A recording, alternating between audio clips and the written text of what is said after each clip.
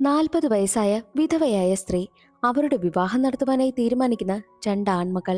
പിന്നീട് നടക്കുന്നതോ ഞെട്ടിക്കുന്ന കുറെ സംഭവങ്ങളായിരുന്നു.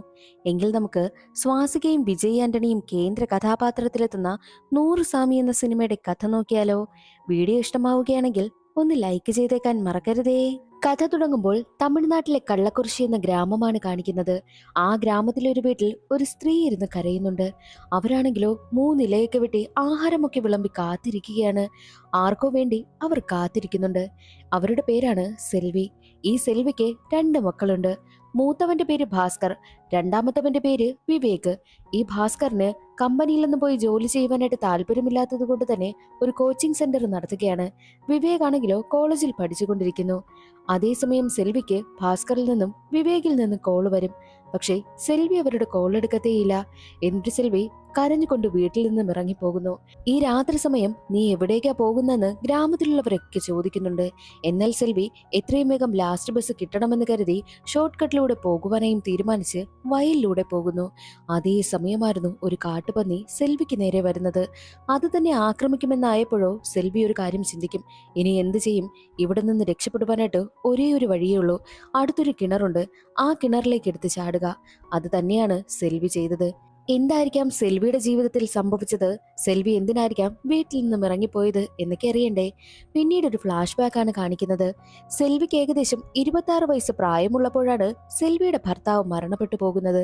അന്ന് സെൽവിയുടെ 2 ആൺകുഞ്ഞുങ്ങളും ചെറിയ കുട്ടികളാണ്. എങ്ങനെയെങ്കിലും ഇവരെ കഷ്ടപ്പെട്ട് വളർത്തണം, ജോലിക്ക് പോകണമെന്നും സെൽവി തീരുമാനിക്കുന്നു.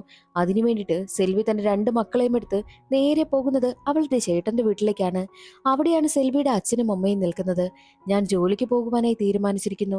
എന്റെ മക്കളെ നോക്കുന്നതിന് വേണ്ടിയിട്ട് അച്ഛനും അമ്മയും എന്റെ കൂടെ വരണമെന്നും സെൽവി അച്ഛനോടും അമ്മയോടും പറയും. എന്നാൽ ചേട്ടൻ പറയുന്നത്, എന്റെ വീട്ടിലും കുഞ്ഞുങ്ങളുണ്ട്, അവരെ നോക്കുവാനായിട്ട് ആരെങ്കിലും വേണം. അതുകൊണ്ട് നീ ഒരു കാര്യം ചെയ്, അമ്മയെ കൂട്ടിക്കൊണ്ട് പൊയ്ക്കോ എന്ന് പറയും. പക്ഷേ അമ്മയാണെങ്കിലോ ഈ പ്രായത്തിലും അച്ഛനെ വിട്ട് വരുവാനായിട്ട് തയ്യാറായതേയില്ല. അത് കേൾക്കുന്നതും സെൽവിക്ക് വല്ലാതെ ദേഷ്യം വരുന്നു. നിങ്ങളുടെ ആരുടെയും സഹായമില്ലാതെ ഞാൻ എന്റെ മക്കളെ വളർത്തുമെന്ന് പറഞ്ഞിട്ട് അവൾ അവിടെ നിന്ന് പോവുകയാണ് ചെയ്യുന്നത്. തന്റെ 2 മക്കളെയും ഹോസ്റ്റലിലാക്കാമെന്ന് അവൾ കരുതും. പക്ഷേ മക്കൾക്ക് അമ്മയെ വിട്ട് നിൽക്കുവാനായിട്ടും അമ്മയ്ക്ക് മക്കളെ വിട്ട് നിൽക്കുവാനായിട്ടും കഴിയുന്നുണ്ടായിരുന്നില്ല. അതുകൊണ്ട് തന്നെ എന്ത് കഷ്ടപ്പാടുകൾ സഹിച്ചായാലും തന്റെ മക്കളെ നന്നായിട്ട് വളർത്തണമെന്നും സെൽവി തീരുമാനിക്കുന്നു. അങ്ങനെ സെൽവി ഒരു സിംഗിൾ മദറായി നിന്ന് കുട്ടികളെ വളർത്തുവാനായിട്ട് പല ജോലികളും ചെയ്തു. സെൽവിയുടെ 2 മക്കളും സ്കൂൾ പഠനമൊക്കെ കഴിഞ്ഞ് ഹയർ സ്റ്റഡീസിന് വേണ്ടിയിട്ട് സിറ്റിയിലേക്ക് പോവുകയുണ്ടായി. പിന്നീട് അങ്ങോട്ട് സെൽവി ഒറ്റയ്ക്കാണ് ജീവിക്കുന്നതും. എന്നാൽ സെൽവിക്കടുത്തേക്ക് പലരും ഞാൻ നിന്നെ നോക്കിക്കോളാം എന്നൊക്കെ പറഞ്ഞ് പല മോഹത്തോടു കൂടിയും എത്തും. പക്ഷേ അവരെ ആരെയും സെൽവി മൈൻഡ് ചെയ്തേയില്ല. സെൽവി ഇപ്പോൾ ഒരു ട്രാവൽ ഏജൻസിയിൽ വർക്ക് ചെയ്യുകയാണ്. എന്നാൽ അവിടെ പാസ്പോർട്ട് വാങ്ങുവാനായി വരുന്നവരാരും സെൽവിയുടെ കയ്യിൽ നിന്നും പാസ്പോർട്ട് വാങ്ങത്തേയില്ല. കാരണം സെൽവി ഒരു വിധവയാണ്, അതുകൊണ്ടാണ്. അതൊക്കെ സെൽവിയെ വല്ലാതെ വിഷമിപ്പിക്കുന്നുണ്ട്. സെൽവി ഓരോ ദിവസവും ഉറങ്ങുന്നത് പോലും കഷ്ടപ്പെട്ടാണ്. കാരണം പല പുരുഷന്മാരും സെൽവിയുടെ വീടിന്റെ വാതിൽ വന്ന് മുട്ടും. ഞാൻ നിന്നെ നോക്കിക്കോളാം, എന്റെ കൂടെ വരണമെന്നൊക്കെ പറഞ്ഞാണ് വല്ലാതെ ശല്യം ചെയ്യുന്നത്. അതെല്ലാം കടന്നാണ് അവൾ ഒരുപാട് കഷ്ടപ്പെട്ടാണ് ജീവിക്കുന്നതും. അവരുടെ നാട്ടിലെ തലവനായിട്ടുള്ള പച്ചമുത്തുവിന് സെൽവി ഒരു നോട്ടമുണ്ട്. പക്ഷേ അത് മനസ്സിലാക്കുന്ന സെൽവി പച്ചമുത്തുവിനെ അവോയ്ഡ് ചെയ്യുകയാണ് ചെയ്യുന്നത്. ഒരിക്കൽ സെൽവി വിധവാ പെൻഷൻ വാങ്ങുവാൻ പോയിട്ട് തിരികെ വരികയായിരുന്നു. സെൽവിയെ കാണുന്ന പച്ചമുത്തു, നീ എവിടെ പോയതാന്ന് ചോദിക്കുമ്പോൾ, ഞാൻ പെൻഷൻ വാങ്ങാൻ പോയതാ. പക്ഷേ 10,000 രൂപ കൈക്കൂലിയായിട്ട് അവിടുത്തെ ഉദ്യോഗസ്ഥൻ ചോദിക്കുന്നു എന്നുള്ള കാര്യം സെൽവി പറയുമ്പോഴോ, ജീവിതകാലം മുഴുവൻ പെൻഷൻ വാങ്ങാനുള്ളതല്ലേ, അപ്പോൾ ഒരു 10,000 രൂപ കൊടുത്താലെന്താ പ്രശ്നമെന്ന് പച്ചമുത്ത് ചോദിക്കുന്നു. അത് കേൾക്കുന്ന സെൽവി, ഞാനെന്തിനാ ജീവിതകാലം മുഴുവൻ വിധവാ പെൻഷൻ വാങ്ങുന്നത്, എനിക്ക് അതിനു മുൻപ് വിവാഹം കഴിച്ചൂടെ എന്ന് അവൾ ചോദിക്കും. സെൽവി പറയുന്നതെല്ലാം അവിടെ നിന്നൊരു സ്കൂൾ ടീച്ചർ കേൾക്കുകയുണ്ടായി. സെൽവിക്ക് അടുത്തേക്ക് എത്തുന്ന സ്കൂൾ ടീച്ചർ, നിനക്ക് രണ്ടാമതൊരു വിവാഹം കഴിക്കുവാനായിട്ട് താല്പര്യമുണ്ടോ എന്ന് ചോദിക്കും. അത് കേട്ട് സെൽവിയാണെങ്കിലോ താൻ ഇത്രയും നാൾ അനുഭവിച്ച കഷ്ടപ്പാടും ദുരിതങ്ങളും വിധവയായിരുന്നപ്പോൾ അവൾ നേരിട്ട പ്രശ്നങ്ങളെല്ലാം തുറന്നു പറയുന്നു. മാത്രവുമല്ല, ഒരു ഭർത്താവുമൊത്ത് ജീവിക്കണമെന്ന ആഗ്രഹം തനിക്കുമുണ്ടെന്നും തന്റെ മക്കൾ സമ്മതിച്ചാൽ മാത്രമേ താൻ 2ാം വിവാഹത്തിന് തയ്യാറാകൂ എന്നും സെൽവി പറയുന്നു. 2ാം വിവാഹം ചെയ്തു കഴിഞ്ഞാൽ നാട്ടുകാരെന്ത് വിചാരിക്കും, മക്കൾ എന്ത് പറയും എന്നൊക്കെയായിരുന്നു സെൽവിയുടെ ചിന്തയും. അത് സെൽവി ടീച്ചറിനോട് പറയുന്നുണ്ട്. ടീച്ചറിന്റെ ചോദ്യം, അല്ല, നാട്ടുകാരെയും മക്കളെയും ഒക്കെ വിട്, നിനക്ക് താല്പര്യമുണ്ടോ, അതിന് സെൽവിക്ക് മറുപടിയൊന്നുമില്ലായിരുന്നു. അതിൽ നിന്നും അവൾക്ക് താല്പര്യമുണ്ട് എന്നുള്ള കാര്യം ടീച്ചർക്ക് മനസ്സിലായി. എന്റെ മക്കൾ സമ്മതിച്ചാൽ മാത്രമേ ഞാൻ രണ്ടാം വിവാഹത്തിന് തയ്യാറാകൂ എന്നതായിരുന്നു സെൽവി പറഞ്ഞത്. അങ്ങനെ ടീച്ചർ നേരെ പോകുന്നത് സെൽവിയുടെ മൂത്ത മകനായ ഭാസ്കറിനെ കാണുവാൻ വേണ്ടിയിട്ടാണ്. ഭാസ്കർ ഇപ്പോൾ ലീവിന് വന്നിരിക്കുന്നു. ഭാസ്കറിനോട് ടീച്ചർ പറയുന്നത്, എനിക്കൊരു ഫ്രണ്ട് ഉണ്ട്. എന്റെ ഫ്രണ്ടിന് ഏകദേശം ഒരു 10-42 വയസ്സുണ്ട്. അദ്ദേഹത്തിന്റെ ഭാര്യയ്ക്ക് മുൻപേ മരണപ്പെട്ടു പോയതാണ്. നിന്റെ അമ്മയെ കൊണ്ട് അദ്ദേഹത്തിന് വിവാഹം കഴിപ്പിച്ചാലോ എന്ന് ടീച്ചർ ചോദിക്കുന്നു. അല്ല, ഇത് ഞാൻ പറഞ്ഞത് മാത്രമല്ല, നിന്റെ അമ്മയ്ക്കും ആഗ്രഹമുണ്ട് എന്നുള്ള കാര്യം ടീച്ചർ ഭാസ്കറിനോട് പറയുകയുണ്ടായി. അത് കേട്ടതും ഭാസ്കർ ആണെങ്കിലോ മറുപടി ഒന്നും കൊടുക്കുന്നില്ല. ഒന്നും പറയാതെ അവൻ അവിടെ നിന്ന് പോവുകയാണ് ചെയ്യുന്നത്. ഭാസ്കറിന് തന്റെ അമ്മ രണ്ടാമതൊരു വിവാഹം കഴിക്കുന്നതിനോട് ഒട്ടും തന്നെ താല്പര്യമില്ലായിരുന്നു. അങ്ങനെ ഭാസ്കർ വീട്ടിലേക്ക് എത്തുന്ന സമയം തന്നെ സെൽവിയും ജോലി കഴിഞ്ഞ് വീട്ടിലേക്ക് എത്തുന്നുണ്ട്. സെൽവി ഭാസ്കറിനോട് പറയുകയാ, ഞാൻ ട്രാവൽ ഏജൻസിയിൽ ജോലി പിടിക്കുക. കേരളത്തില് ഒരു വീട്ടുജോലി റെഡി ആയിട്ടുണ്ട്. 15,000 രൂപ ശമ്പളം കിട്ടും. ഞാൻ അവിടേക്ക് പോകുന്ന കാര്യത്തെക്കുറിച്ച് ആലോചിക്കുകയാണെന്നും സെൽവി പറയുന്നു. എന്നാൽ അതിനൊന്നും ഭാസ്കറിന് മറുപടിയില്ല. അവന്റെ മുഖമാണെങ്കിൽ ദേഷ്യത്തിൽ നിൽക്കുകയാണ്. നിന്റെ മുഖം എന്താ ഇങ്ങനെ ഇരിക്കുന്നെന്ന് സെൽവി ചോദിക്കുമ്പോൾ അമ്മ ആദ്യം അമ്മയുടെ മുഖം നോക്കെന്ന് പറഞ്ഞ് കണ്ണാടി എടുത്ത് സെൽവിയുടെ മുഖത്തേക്ക് കാണിച്ചു കൊടുക്കുന്നു. ജോലിക്ക് നിന്ന സമയം സെൽവി നെറ്റിയിലൊരു പൊട്ട് വെച്ചിരുന്നു. ആ പൊട്ടോടുകൂടിയാണ് അവൾ പൊട്ടെടുത്ത് മാറ്റാൻ മറന്നുപോയാണ് വീട്ടിലേക്ക് എത്തിയതും. അത് കണ്ട ഭാസ്കറിന് വല്ലാതെ ദേഷ്യം വന്നാണ് വീട്ടിൽ നിന്നും ഇറങ്ങിപ്പോയത്. സെൽവിക്കും വല്ലാത്ത സങ്കടം. പിന്നീട് അങ്ങോട്ട് കോളേജിലേക്ക് എത്തിയ ഭാസ്കറിന്റെ മനസ്സിൽ മുഴുവൻ ഈ കാര്യങ്ങളൊക്കെയായിരുന്നു അലട്ടിക്കൊണ്ടേയിരുന്നതും. അവൻ എപ്പോഴും ചിന്തയിൽ തന്നെയാണ്. സെൽവി കേരളത്തിലും വീട്ടു ജോലിക്കായിട്ട് പോയി. അവിടെ നിന്നുകൊണ്ട് തന്റെ മകനായിട്ടുള്ള ഭാസ്കറിനെ എത്ര തന്നെ കോൾ ചെയ്തിട്ടും അവൻ കോൾ എടുക്കുന്നതേയില്ല. തന്റെ മകന് തന്നോട് ദേഷ്യമാണെന്നുള്ള കാര്യം സെൽവിക്ക് നന്നായിട്ട് മനസ്സിലായി. അതേസമയം ഭാസ്കറിന് തന്റെ അമ്മയ്ക്ക് വിവാഹം കഴിക്കുവാനായിട്ട് ആഗ്രഹമുണ്ട് എന്നുള്ള ചിന്ത മനസ്സിൽ കിടക്കുന്നത് കൊണ്ട് തന്നെ അവൻ മദ്യപാനത്തിലേക്കൊക്കെ പോവുകയാണ്. നന്നായിട്ട് പഠിച്ചുകൊണ്ടിരുന്ന പയ്യൻ ദേവന്റെ സ്വഭാവമൊക്കെ ഇപ്പോൾ മാറിയിരിക്കുക. മകനെ കുറിച്ചോർത്ത് സെൽവിക്കും നല്ല ടെൻഷനുണ്ട്. അങ്ങനെ സെൽവി ആദ്യത്തെ മാസത്തിൽ കിട്ടിയ ശമ്പളം തന്നെ തന്റെ മകനെ അയക്കുന്നു. ആ കാശിന്റെ കൂട്ടത്തിൽ തന്റെ നെറ്റിയിലുണ്ടായിരുന്ന പൊട്ടുമുണ്ട്. ആ പൊട്ടിന്റെ അർത്ഥം തനിക്ക് തോന്നിയ ആ ഒരു ആഗ്രഹം അതിവിടെ അവസാനിക്കുകയാണ്. ഈ ഒരു പൊട്ട് ഒട്ടിച്ചു വെച്ചതിലൂടെ ഇതെല്ലാത്തിന്റെയും ആരംഭമല്ല, അവസാനമാണ്. ഇനി നീ നന്നായിട്ട് പഠിക്കണം എന്നതായിരുന്നു സെൽവി സൂചിപ്പിച്ചതും. അങ്ങനെ അത് മനസ്സിലാക്കിയ ഭാസ്കർ ആണെങ്കിലോ തന്റെ കോളേജ് പഠനം വീണ്ടും പഴയതുപോലെ ആരംഭിക്കുകയാണ്. അവൻ നന്നായിട്ട് പഠിക്കുവാനായും തുടങ്ങി. അങ്ങനെ ഒരു 5 വർഷം കടന്നുപോയി. ഭാസ്കർ പഠിത്തമെല്ലാം കഴിഞ്ഞ് അവന് വലിയ കമ്പനിയിലൊന്നും ജോലി ചെയ്യാൻ താല്പര്യമില്ലാത്തതുകൊണ്ട് സ്വന്തമായിട്ടൊരു IAS കോച്ചിങ് സെന്ററും ആരംഭിച്ചു. ഭാസ്കറിന്റെ സഹോദരനായ വിവേക് ഇപ്പോൾ കോളേജിൽ പഠിച്ചുകൊണ്ടിരിക്കുകയാണ്. സന്ധ്യ എന്ന പെൺകുട്ടിയുമായിട്ട് വിവേക് പ്രണയത്തില. അങ്ങനെ ഇരിക്കെ ഒരു ദിവസം കോളേജിൽ നിന്നും നാട്ടിലേക്ക് വിവേക് വരുന്നത് ട്രെയിനിലായിരുന്നു. രണ്ടുപേരും ഒരുമിച്ചാണ് സ്ലീപ്പർ ബുക്ക് ചെയ്തിരുന്നത്. എന്നാൽ അതേ ട്രെയിനിൽ തന്നെ സന്ധ്യയുടെ അമ്മയും ഉണ്ടായിരുന്നു. അവിടെ കിടക്കുന്ന തന്റെ മകളുടെ ചെരുപ്പ് കണ്ട് അത് തന്റെ മകളാണെന്നുള്ള കാര്യം അമ്മയ്ക്ക് മനസ്സിലായി. കോൾ ചെയ്ത് നോക്കുന്ന സമയത്തോ അടുത്തൊരു പയ്യനുണ്ട് എന്നുള്ള കാര്യം കോളിലൂടെ അമ്മയ്ക്ക് മനസ്സിലായി. വീട്ടിലേക്ക് എത്തുന്ന സന്ധ്യയെ അമ്മ ഒരുപാട് തല്ലും. അപ്പോഴാണ് സന്ധ്യ ആരുമായിട്ട് പ്രണയത്തിലാണെന്നുള്ളത് അച്ഛനും അമ്മയ്ക്കും മനസ്സിലാകുന്നത്. ഈ സെൽവി സന്ധ്യയുടെ അച്ഛന്റെ സഹോദരന്റെ ഫിനാൻസ് കമ്പനിയിൽ നിന്നും തന്റെ 2 മക്കളെയും പഠിപ്പിക്കുന്നതിന് വേണ്ടിയിട്ട് ലോൺ എടുത്തിരുന്നു. അതുകൊണ്ട് തന്നെ സെൽവിയെ നന്നായിട്ട് അറിയാവുന്ന സന്ധ്യയുടെ അച്ഛനും അമ്മയും സെൽവിയെ വന്ന് വിരട്ടും. സെൽവിക്കാണെങ്കിൽ വല്ലാതെ ദേഷ്യം വരികയും വീട്ടിലേക്കെത്തി വിവേകിനോട് അത് ചോദിക്കുകയും ചെയ്തു. സ്കൂൾ കാലഘട്ടം മുതൽ ഞങ്ങൾ നല്ല ഫ്രണ്ട്സ് ആണെന്നും ഞങ്ങളിപ്പോൾ പ്രണയത്തിലായിരിക്കുകയാണ്. സന്ധ്യയ്ക്കും തന്നെ ഇഷ്ടമാണ്. ഞങ്ങൾ രണ്ടും പരസ്പരം സമ്മതത്തോടു കൂടിയാണ് പ്രണയിക്കുന്നത് എന്നുള്ള കാര്യവും വിവേക് സെൽവിയോട് തുറന്നു പറയുന്നു. വിവേക് സന്ധ്യയുമായിട്ട് സ്ട്രോങ് ആയിട്ടുള്ള റിലേഷൻഷിപ്പിലാണെന്നുള്ള കാര്യം സെൽവിക്ക് മനസ്സിലായി. ആദ്യം എന്തായാലും നിന്റെ ചേട്ടനായ ഭാസ്കറിന്റെ വിവാഹം കഴിയട്ടെ, അതിനുശേഷം നമുക്ക് ചിന്തിക്കാമെന്നതായിരുന്നു സെൽവി പറഞ്ഞതും. സെൽവിയുടെ സഹോദരന് സഹോദരന്റെ മകളെ കൊണ്ട് ഭാസ്കറിനെയോ അല്ലെങ്കിൽ വിവേകിനെയോ വിവാഹം കഴിപ്പിക്കണമെന്നാണ് ആഗ്രഹം. പക്ഷേ വിവേക് ചെറിയ പയ്യനല്ലേ. ഭാസ്കർ ആണെങ്കിലോ പഠിത്തമെല്ലാം കഴിഞ്ഞു നിൽക്കുന്നു. അതുകൊണ്ട് തന്നെ ഭാസ്കറിനെ കൊണ്ട് വിവാഹം കഴിപ്പിക്കാമെന്നാണ് സെൽവിയുടെ സഹോദരന്റെ ആഗ്രഹവും. ദിവസങ്ങളൊക്കെ ഇങ്ങനെ മുന്നോട്ട് പോകുന്ന സമയത്ത് ഒരു ദിവസം ഭാസ്കർ സെൽവിയെ വിളിക്കുന്നു. സെൽവിയെ കോൾ ചെയ്ത ഭാസ്കർ അമ്മയ്ക്ക് 2ാം കല്യാണം കഴിക്കുവാനായിട്ട് താല്പര്യമുണ്ടോ എന്ന് ചോദിക്കുന്നു. അത് കേട്ട് സെൽവി എന്തിനാ നീ ഇപ്പോൾ ഇങ്ങനെയൊക്കെ ചോദിക്കുന്നത് എന്ന് ദേഷ്യപ്പെടുന്നു. അല്ല, അമ്മ എന്തായാലും 2ാമതൊരു വിവാഹം കഴിക്കണമെന്ന് പറഞ്ഞ് സെൽവിയെ നിർബന്ധിക്കുകയാണ്. 5 വർഷങ്ങൾക്ക് മുൻപ് ഒരു പ്രശ്നം നടന്നില്ലേ, എന്നിട്ട് മകനാണെങ്കിൽ ഇപ്പോൾ 2ാം വിവാഹം കഴിക്കുന്നതിന് വേണ്ടിയിട്ട് തന്നെ നിർബന്ധിക്കുന്നു. നിനക്ക് എന്ത് പറ്റി? എനിക്കിതിന് താല്പര്യമില്ല എന്ന് പറഞ്ഞ് സെൽവി ഒഴിഞ്ഞു മാറുകയാണ്. പിന്നീട് അങ്ങോട്ടുള്ള ദിവസങ്ങളിലെല്ലാം ഭാസ്കർ ആണെങ്കിലോ സെൽവിയെ ടോർച്ചർ ചെയ്തുകൊണ്ടേയിരുന്നു. 2ാം വിവാഹം കഴിക്കുന്നതിന് വേണ്ടിയിട്ട് അമ്മയെ നിർബന്ധിക്കുകയാണ്. ഒടുവിൽ സഹികെട്ട് സെൽവി ഭാസ്കറിനോട് ഒരു കാര്യം പറയും. ഒരു കാര്യം ചെയ്യാം, ഞാൻ രണ്ടാം വിവാഹത്തിന് സമ്മതിക്കാം. പക്ഷേ ഒരു കണ്ടീഷനുണ്ട്. നീ ഒരു വിവാഹം കഴിക്കണം. പക്ഷേ വിവാഹം കഴിക്കുന്നതിന് മുൻപ് എന്നെ രണ്ടാം വിവാഹം കഴിപ്പിക്കുന്നതിന് ആ പെൺകുട്ടിയുടെ അച്ഛനും താല്പര്യമുണ്ടായിരിക്കണം. അങ്ങനെയാണെങ്കിൽ മാത്രമേ ഞാൻ ഇതിന് സമ്മതിക്കൂ എന്ന് സെൽവി പറയുന്നു. ഓക്കെ, അങ്ങനെ സമ്മതിച്ചു കഴിഞ്ഞാൽ അമ്മ വിവാഹത്തിന് സമ്മതിക്കുമല്ലോ. എങ്കിൽ ഞാൻ ഏറ്റു എന്ന് പറഞ്ഞ് പിന്നീട് അങ്ങോട്ട് ഭാസ്കർ തനിക്ക് വേണ്ടിയിട്ട് വിവാഹം നോക്കുവാനായും തുടങ്ങി. അങ്ങനെ ഭാസ്കർ ആണെങ്കിലോ ഒരു പെൺകുട്ടിയെ പെണ്ണ് കാണുവാൻ വേണ്ടിയിട്ട് എത്തുകയാണ്. ആ പെൺകുട്ടിയുടെ അച്ഛനാണെങ്കിലോ യൂട്യൂബറാ. പെൺകുട്ടിയോട് സംസാരിക്കുവാനായി എത്തുന്ന ഭാസ്കർ പറയുന്നത്, ദേ നോക്ക്, എനിക്കിങ്ങനെ പെണ്ണ് കാണാൻ നടക്കുന്നതിനോടൊന്നും വലിയ താല്പര്യമൊന്നുമില്ല. പക്ഷേ ഞാനിപ്പോൾ പെണ്ണ് കാണുവാൻ വേണ്ടിയിട്ട് എത്തിയിരിക്കുന്നത് എൻ്റെ അമ്മയെ രണ്ടാമതൊരു വിവാഹം കഴിപ്പിക്കണം. അതിന് അമ്മ പറഞ്ഞ കണ്ടീഷൻ ആ പെൺകുട്ടിയുടെ അച്ഛൻ കൂടി അതിന് സമ്മതിക്കണം. എന്നാൽ മാത്രമേ താൻ രണ്ടാമതൊരു വിവാഹം കഴിക്കൂ എന്നതാണ്. അതുകൊണ്ട് മാത്രമാണ് താനിങ്ങനെ പെണ്ണ് കാണാൻ വന്നതെന്നും ഭാസ്കർ പറയുന്നു. എനിക്കും വിവാഹം കഴിക്കാൻ വലിയ താല്പര്യമൊന്നുമില്ല. എൻ്റെ അച്ഛന് യൂട്യൂബിൽ ഇടുവാൻ വേണ്ടിയിട്ട് ഒരു കണ്ടന്റ് വേണം. അതിനു വേണ്ടിയിട്ട് മാത്രമാണ് ഈ ഒരു കല്യാണം നടത്തുന്നതെന്നും അവൾ പറയുന്നു. ഓക്കെ, എങ്കിൽ ശരി, നമുക്ക് രണ്ടുപേർക്കും ഓരോ ആവശ്യങ്ങളുണ്ട്. എനിക്ക് എൻ്റെ അമ്മയെ രണ്ടാമത് വിവാഹം കഴിപ്പിക്കണം. നിന്റെ അച്ഛന് കണ്ടന്റ് വേണം. അങ്ങനെയാണെങ്കിൽ നിന്റെ അച്ഛൻ എൻ്റെ അമ്മയുടെ രണ്ടാം വിവാഹത്തിന് സമ്മതിക്കുകയാണെങ്കിൽ ഓക്കെ, നമുക്ക് ഈ ഒരു മാരേജിനെ കുറിച്ച് ചിന്തിക്കാമെന്നുള്ള കാര്യവും ഭാസ്കർ പറയുന്നു. ആ പെൺകുട്ടിയുടെ അച്ഛനും സെൽവിയുടെ രണ്ടാം വിവാഹത്തിന് സമ്മതിക്കുകയാണ്. ഇതറിയുന്ന സെൽവിക്കാണെങ്കിലോ പണി കിട്ടിയ അവസ്ഥയും. കാരണം സെൽവിക്കിപ്പോൾ രണ്ടാമതൊരു വിവാഹം കഴിക്കുന്നതിനോടൊന്നും വലിയ താല്പര്യമൊന്നുമില്ല. എന്നാൽ ഭാസ്കറിനോട് അവൻ പെണ്ണ് കണ്ട പെൺകുട്ടി ചോദിക്കുന്നുണ്ട്, അല്ല, എന്തുകൊണ്ടാ നീ പെട്ടെന്ന് നിന്റെ അമ്മയ്ക്ക് രണ്ടാമത് വിവാഹം കഴിക്കുവാനായിട്ടുള്ള താല്പര്യം പ്രകടിപ്പിച്ചത് എന്ന് ചോദിക്കുമ്പോൾ അപ്പോഴാണ് ഭാസ്കർ തന്റെ മൈൻഡ് മാറാനുണ്ടായ കാരണം തുറന്നു പറയുന്നത്. ഒരിക്കൽ ഭാസ്കറിനെ കാണുവാൻ വേണ്ടിയിട്ട് സെൽവി ഭാസ്കറിന്റെ വീട്ടിലേക്ക് ചെന്നു.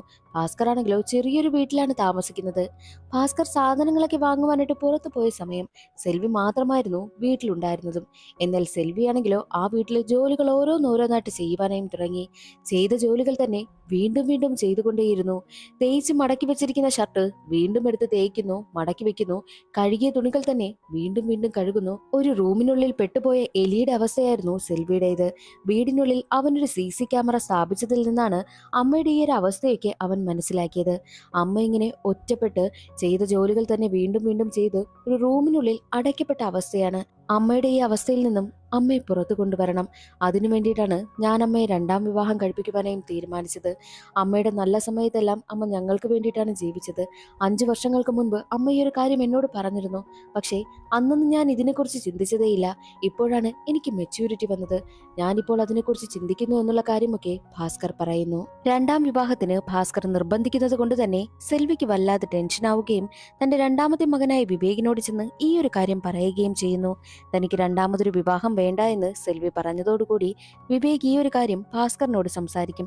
അങ്ങനെ രണ്ടുപേരും തമ്മിൽ വാക്ക് തർക്കമുണ്ടാകുന്നു. വിവേകിന് തന്റെ അമ്മ രണ്ടാമതൊരു വിവാഹം കഴിക്കുന്നതിനോട് ഒട്ടും തന്നെ താല്പര്യമുണ്ടായിരുന്നില്ല. എന്നാൽ അവസാനമായപ്പോഴോ വിവേകും സമ്മതിക്കുകയാണ്. വിവേകിന്റെ മനസ്സ് മാറുന്നു. അമ്മയ്ക്ക് മറ്റൊരു വിവാഹം വേണം. അമ്മയും നല്ല കുടുംബമായിട്ട് ജീവിക്കണമെന്നും വിവേകിനും താല്പര്യമുണ്ടാകുന്നു. 2 സഹോദരങ്ങളും ചേർന്ന് അമ്മയെ വിവാഹം കഴിപ്പിക്കുവാനായും തീരുമാനിച്ചിരിക്കുകയാണ്. എന്നാൽ ഇത് മനസ്സിലാക്കുന്ന സെൽവി ഇനി ഇതിങ്ങനെ വിട്ടാൽ പറ്റില്ല. മക്കളെ രണ്ടുപേരെയും ഒന്ന് പേടിപ്പിക്കണം. അതുകൊണ്ട് തന്നെ അവർ വിളിച്ചാൽ ഫോണൊന്നും എടുക്കണ്ട. അവരറിയാതെ തന്നെ വീടും പൂട്ടി ഇവിടെ നിന്ന് കുറച്ചു ദിവസം ഒന്ന് മാറി നിൽക്കാമെന്നും സെൽവി തീരുമാനിക്കുന്നു. അങ്ങനെയാണ് സെൽവി മക്കൾ വിളിച്ചിട്ട് ഫോൺ എടുക്കാതെ രാത്രിക്ക് രാത്രി തന്നെ വീട്ടിൽ നിന്നും ഇറങ്ങിപ്പോകുന്നത്. അവൾ ജോലി ചെയ്യുന്ന സ്ഥലത്തേക്ക് പോകാമെന്നാണ് അവൾ തീരുമാനിച്ചിരുന്നതും. എന്നാൽ പോകുന്ന വഴിയിൽ വെച്ചാണ് കാട്ടുപന്നിയെ കാണുന്നതും അതിനെ പേടിച്ച് കിണറ്റിലേക്ക് എടുത്തു ചാടുന്നതും. ആ ഒരു സീനാണ് സിനിമയുടെ തുടക്കത്തിൽ കാണിക്കുന്നത്. സെൽവി കിണറ്റിൽ വീണ അതേ സമയം തന്നെയായിരുന്നു അതുവഴി പാദയാത്രയ്ക്ക് കുറച്ച് സ്ത്രീകൾ പോകുന്നുണ്ടായിരുന്നു. എന്നാൽ അവർ കിണറ്റിൽ വീണ സെൽവിയുടെ ശബ്ദം കേൾക്കുകയുണ്ടായി. അതിലൊരു സ്ത്രീ വന്ന് നോക്കുകയും കിണറ്റിൽ കിടക്കുന്ന സെൽവിയെ കാണുകയും അവർ ഉടനെ തന്നെ കിണറ്റിലേക്ക് എടുത്തു ചാടി സെൽവിയെ രക്ഷിക്കുകയും ചെയ്തു. സെൽവിയെ എത്രയും വേഗം ഹോസ്പിറ്റലിലേക്ക് കൊണ്ടുപോവുകയാണ്. ഈ ഒരു വിവരം സെൽവിയുടെ സഹോദരനും 2 മക്കളും അറിയുന്നു. അവരുടനെ തന്നെ ഹോസ്പിറ്റലിലേക്കും എത്തുകയാണ്. നിങ്ങളെ ഇനി കാണാൻ കഴിയില്ല എന്നാണ് ഞാൻ കരുതിയതെന്ന് പറഞ്ഞ് സെൽവി കരയുന്നു. ഇനി മക്കളെ എന്തായാലും ഇതുപോലെ വിഷമിപ്പിക്കണ്ട. അവരുടെ ആഗ്രഹം എന്താണോ അത് സാധിച്ചു കൊടുക്കാമെന്നും സെൽവി തീരുമാനിക്കുന്നു. രണ്ടാമതൊരു വിവാഹം കഴിക്കുവാനായിട്ട് സെൽവി സമ്മതിക്കുകയാണ്. അങ്ങനെ അടുത്ത ദിവസം മുതൽ അമ്മയ്ക്ക് നല്ലൊരു വരനെ കണ്ടുപിടിക്കുന്നതിന് വേണ്ടിയിട്ട് മക്കൾ ബ്രോക്കർമാരുടെ അടുത്തേക്കൊക്കെ എത്തുന്നു. എന്നിട്ട് ബ്രോക്കറോടൊക്കെ സംസാരിക്കുകയാണ്. ഈ ഒരു കാര്യമെല്ലാം സെൽവിയുടെ മേൽ കണ്ണുണ്ടായിരുന്ന ആ ഒരു ഗ്രാമത്തലവനിലെ അയാളും ശ്രദ്ധിക്കുന്നുണ്ട്. സെൽവിയെ രക്ഷിച്ച ശ്രീയുമായിട്ട് സെൽവി നല്ല കമ്പനിയാവുകയാണ്. അങ്ങനെ ഇരിക്കെ ഒരു ദിവസം രണ്ടുപേരും നടന്നു പോകുന്ന സമയം ആ സ്ത്രീ പറയുന്നുണ്ട്, തന്റെ സഹോദരനായ ഏഴിമലയ്ക്ക് വേണ്ടിയിട്ട് പെണ്ണ് നോക്കുക. ഇതുവരെയും നല്ലൊരു പെൺകുട്ടിയെ കിട്ടിയില്ല. നല്ലൊരു പെണ്ണിനെ കിട്ടിക്കഴിഞ്ഞാൽ അടുത്ത തവണയും പാദയാത്രയിൽ പങ്കെടുക്കുവാനായിട്ട് താൻ വരാമെന്നുള്ള കാര്യം ആ സ്ത്രീ പറയുന്നു. എന്നാൽ ഇതെല്ലാം സെൽവി ശ്രദ്ധിക്കുന്നുണ്ട്. ആ സ്ത്രീയുടെ സഹോദരനായ ഏഴിമലയെ കാണണമെന്ന ആഗ്രഹം സെൽവിക്കുണ്ടാകുന്നു. സെൽവിക്കും രണ്ടാമതൊരു വിവാഹം നോക്കുന്നത് കൊണ്ട് തന്നെ നിങ്ങളുടെ സഹോദരനായ ഏഴിമലയുമായിട്ട് ഞാനൊന്ന് സംസാരിച്ചു നോക്കട്ടെ എന്നും സെൽവി പറയുന്നു. സെൽവിക്ക് വിവാഹം നോക്കുന്ന കാര്യം ആ സ്ത്രീക്ക് മനസ്സിലായിട്ടുണ്ട്. അങ്ങനെ ഏഴിമലയെ കാണുവാൻ വേണ്ടിയിട്ട് എത്തുകയാണ് സെൽവി. ഏഴിമലയുടെ വീട്ടില് നല്ല നീറ്റായിട്ടാണ് എല്ലാ കാര്യങ്ങളും ഒതുക്കി വെച്ചിരിക്കുന്നത്. മാത്രവുമല്ല അവിടെ കറിയൊക്കെ തിളച്ചുകൊണ്ടേയിരിക്കുന്നു. ഏഴിമല വയസ്സായ തന്റെ അമ്മയുടെ കാര്യങ്ങളൊക്കെ നോക്കി ജീവിക്കുകയാണ്. ഏഴിമലയും അപ്പോഴേക്കും അവിടേക്ക് വരുന്നു. രണ്ടുപേരും പരസ്പരം പരിചയപ്പെടുകയാണ്. ഒരുപാട് വർഷങ്ങൾ ഏഴിമല ഗൾഫിലായിരുന്നു. ആ സമയത്താണ് ഏഴിമലയുടെ ഭാര്യ മരണപ്പെട്ടു പോകുന്നതും. ഏഴിമലയ്ക്ക് ഒരു പെൺകുഞ്ഞുമുണ്ട്. പിന്നീട് അങ്ങോട്ടുള്ള കാലങ്ങളെല്ലാം തന്റെ മകളെ വളർത്തി ദേ ഇപ്പോൾ അവളുടെ വിവാഹവും കഴിപ്പിച്ചു വിട്ടിരിക്കുക. വിവാഹത്തിന് മുൻപ് മകൾ ഒരു കാര്യം പറഞ്ഞിരുന്നു, അച്ഛൻ മറ്റൊരു വിവാഹം കഴിക്കണമെന്ന്. അതുകൊണ്ട് തന്നെയാണ് വേറൊരു വിവാഹം കഴിക്കുവാനായിട്ട് താൻ തീരുമാനിച്ചിരിക്കുന്നതെന്നും ഏഴിമല പറയുന്നു. അങ്ങനെ രണ്ടുപേരും പരസ്പരം പരിചയപ്പെടുകയും രണ്ടുപേർക്കുമിടയിൽ ചെറിയൊരു കണക്ഷനൊക്കെ ഉണ്ടാകുന്നു. അമ്മയ്ക്ക് ആരെയാണോ ഇഷ്ടം അവരെ മാത്രമേ വിവാഹം കഴിപ്പിക്കൂവെന്നാണ് സെൽവിയുടെ രണ്ട് മക്കളും തീരുമാനിച്ചിരിക്കുന്നത്. ഏഴിമലയെ സെൽവിക്ക് ഇഷ്ടമായ കാര്യമൊക്കെ മക്കൾക്ക് മനസ്സിലായി. അങ്ങനെ ഏഴിമലയുമായിട്ട് രണ്ടു മക്കളും സംസാരിക്കുകയും അവരുടെ വിവാഹം നടത്തുവാനായിട്ടും രണ്ടു മക്കളും തീരുമാനിച്ചിരിക്കുന്നു. എന്നാൽ ഈ ഒരു കാര്യം നാട്ടിലാകെ പാട്ടാവുകയാണ്. ഏകദേശം 40 വയസ്സുള്ള സ്ത്രീ രണ്ടാമതൊരു വിവാഹം കഴിക്കുവാനായിട്ട് പോകുന്നു. നാട്ടുകാർക്ക് നല്ല എതിർപ്പാണ്. ഈ ഒരു വിവരം സെൽവിയുടെ വീട്ടുകാരും അറിയുന്നു. ഉടനെ തന്നെ സെൽവിയുടെ ചേട്ടനും ചേട്ടത്തിയും സെൽവിയുടെ അമ്മയും കൂടി സെൽവിയെ കാണുവാൻ വേണ്ടിയിട്ട് എത്തിക്കുകയാണ്. ഈ 40-ാമത്തെ വയസ്സിൽ നിനക്ക് വിവാഹം കഴിക്കാൻ ആഗ്രഹമല്ലേ എന്നൊക്കെ അമ്മ ചോദിക്കുമ്പോൾ, ഞാൻ എൻ്റെ ഭർത്താവ് മരിച്ച സമയം എൻ്റെ രണ്ട് മക്കളുമായിട്ട് നിങ്ങളുടെ അടുത്തേക്ക് വന്നു. എൻ്റെ മക്കളെ നോക്കണമെന്നുള്ള കാര്യം പറഞ്ഞപ്പോൾ നിങ്ങൾ നിങ്ങളുടെ ഭർത്താവിനെ വിട്ടിട്ട് വരില്ല എന്നല്ലേ പറഞ്ഞത്? അപ്പോൾ നിങ്ങൾക്കും നിങ്ങളുടെ ഭർത്താവിനൊപ്പം ജീവിക്കുവാനായിട്ടല്ലേ ആഗ്രഹമെന്നൊക്കെ സെൽവി അപമാനിക്കും വിധം ചോദിക്കുന്നു. അത് കേട്ട് ചേട്ടന് വല്ലാതെ ദേഷ്യം വരികയും അവിടെയുണ്ടായിരുന്ന തയ്യൽ മെഷീന്റെ ഒയർ കട്ട് ചെയ്ത് സെൽവിയുടെ കഴുത്തിൽ മുറുക്കുന്നു. സെൽവി ശ്വാസം കിട്ടാതെ പിടയുകയാണ്. സെൽവിയെ താഴെ കിടത്തുകയാണ്. സെൽവിയുടെ രണ്ട് കാലിലും സെൽവിയുടെ അമ്മ പിടിച്ചിരിക്കുന്നു. കഴുത്തിൽ ഇറുക്കി പിടിച്ചിരിക്കുകയാണ് ചേട്ടൻ. വായി പൊത്തിപ്പിടിച്ചുകൊണ്ട് ചേട്ടത്തിയുമുണ്ട്. അതേ സമയമായിരുന്നു അവിടേക്ക് അടുത്ത വീട്ടിലുള്ള മേഖല എന്ന പെൺകുട്ടി വരുന്നത്. വാതിൽ മുട്ടുന്നത് കൊണ്ട് തന്നെ സെൽവിയുടെ ചേട്ടനും ചേട്ടത്തിയും അമ്മയും അവിടെ നിന്ന് പോവുകയും ചെയ്തു. മേഖല വന്ന് നോക്കുന്ന സമയത്തോ സെൽവിക്ക് ബോധം നഷ്ടമായിക്കൊണ്ടിരിക്കുകയാണ്. സെൽവിയുടെ മുഖത്ത് വെള്ളമൊക്കെ തെളിച്ച് സെൽവിയെ ഉണർത്തുകയാണ് മേഖല. ഈ മേഖലയുടെ വിവാഹം കഴിഞ്ഞ് അവൾക്കൊരു കുഞ്ഞുമുണ്ട്. പക്ഷേ മേഖലയുടെ ഭർത്താവും മരണപ്പെട്ടു പോയിരിക്കുക. അതുകൊണ്ട് തന്നെ മേഖല പറയുന്നുണ്ട്, നമ്മളെപ്പോലുള്ള സ്ത്രീകൾക്ക് രണ്ടാം വിവാഹമൊന്നും ശരിയല്ല ചേച്ചി, അതുകൊണ്ട് അതൊന്നും വേണ്ട എന്ന് മേഖല പറയുന്നു. സെൽവി ചിന്തിക്കുന്നത്, അവരെ പോലുള്ള സ്ത്രീകൾ ഇപ്പോഴും നാട്ടുകാരെയും കുടുംബക്കാരെയും ഭയന്നാണ് ജീവിക്കുന്നത്.